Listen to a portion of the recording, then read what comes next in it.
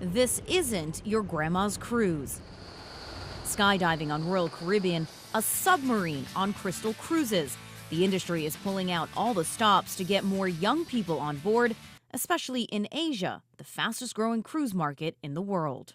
Cruising has long been a mainstay of the West's tourism sector, often concentrated with those who have the money, retirees. The average age of a cruiser, 50 years old.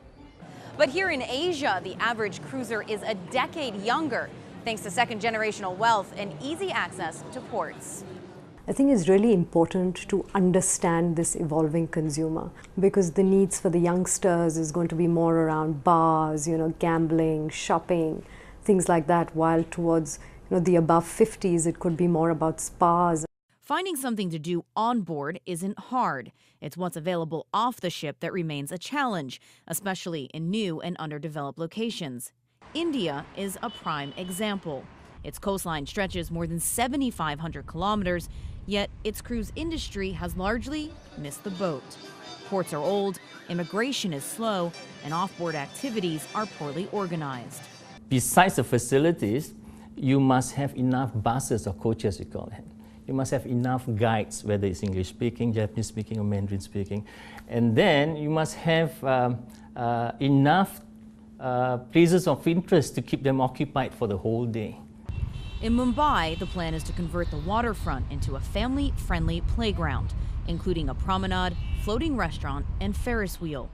It requires hundreds of millions of dollars in capital, but the payoff could be big.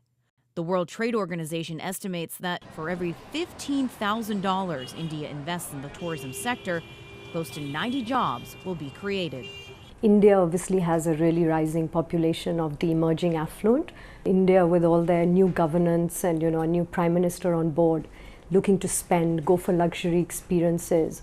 That will mean more competition for the likes of Hong Kong, Singapore, and China, which have all invested hundreds of millions of dollars to build new terminals in just the past few years. To steer ahead of the pack, one Waterman ship continues on the high seas.